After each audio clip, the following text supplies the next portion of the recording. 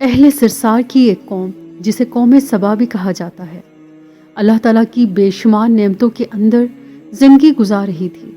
یہ قوم ایک عجیب تہذیب و تمدن کی مالک تھی۔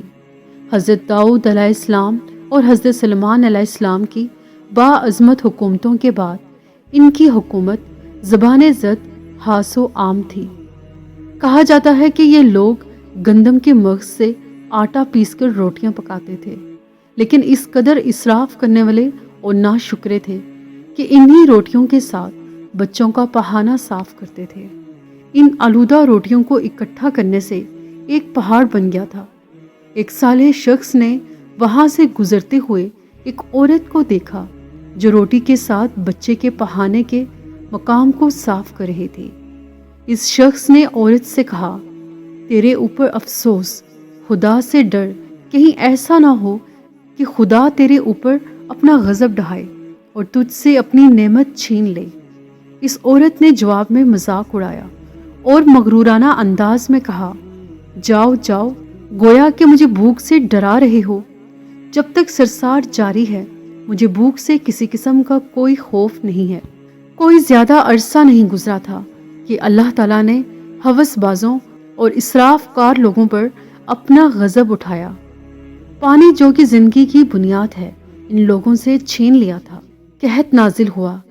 بات یہاں تک پہنچ گئی کہ ان کی ذخیرہ کی ہوئی تمام غذا ختم ہو گئی۔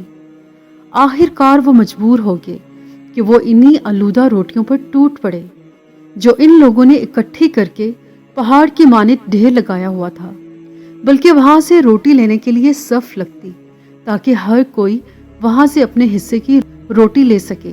کفران نعمت میں قحط اور ان کی بدحالی کے بارے میں متعدد روایات موجود ہیں۔ سورہ نحل کی آیت نمبر 112 اور 113 میں یوں ارشاد ہوتا ہے، اور اللہ نے اس قریہ کی بھی مثال بیان کی ہے جو محفوظ اور مطمئن تھا، اس کا رزق ہر طرف سے باقاعدہ آ رہا تھا، لیکن اس قریہ کے رہنے والوں نے اللہ کی نعمتوں کا انکار کیا تو خدا نے انہیں بھوک اور پیاس کا مزہ چکھایا، صرف ان کے ان اعمال کی بنا پر کہ جو وہ انجام دے رہے تھے، اور یقیناً ان کے پاس رسول آیا تو انہوں نے اس کی تکذیب کر دی تو پھر ان تک عذاب آ پہنچا۔ یہ سب ظلم کرنے والے تھے۔ اسی قوم سبا کے بارے میں ایک اور واقعہ بیان ہوتا ہے کہ ان لوگوں نے اپنی زراعت کو بہتر طور پر کاشت کرنے کے لیے پانی ذخیرہ کرنے کی خاطر بلک کے دو پہاڑوں کے درمیان ایک بہت بڑا بند معرف تعمیر کیا ہوا تھا۔ سوراخ اور دوسرے پہاڑوں سے گزرا ہوا پانی اس بند میں آ کر وافر مقدار میں جمع ہو جاتا تھا۔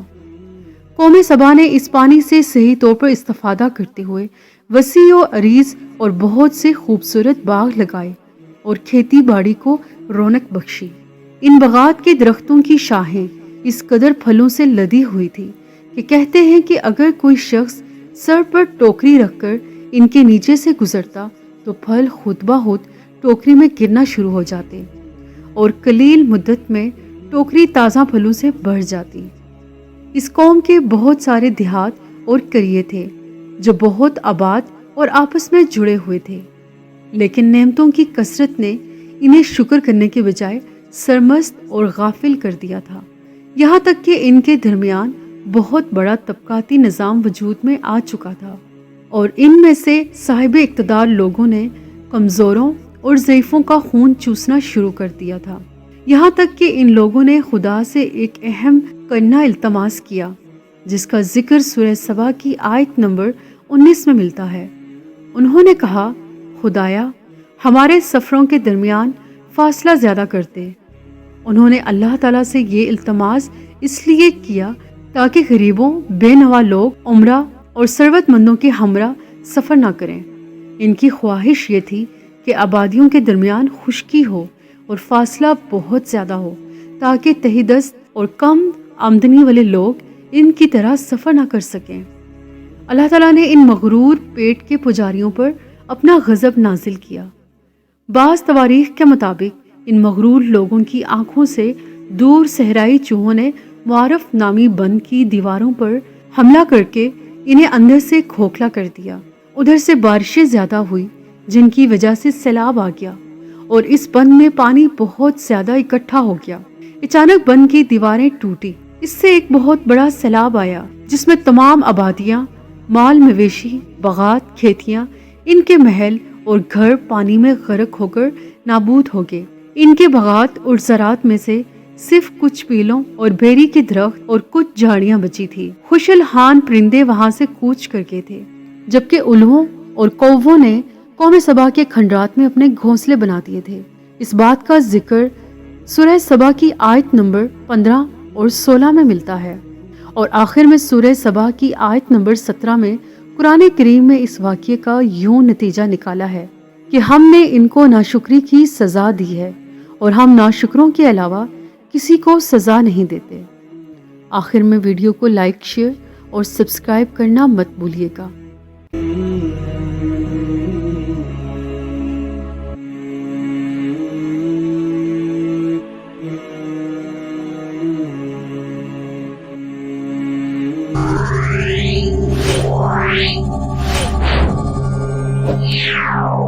Yeah.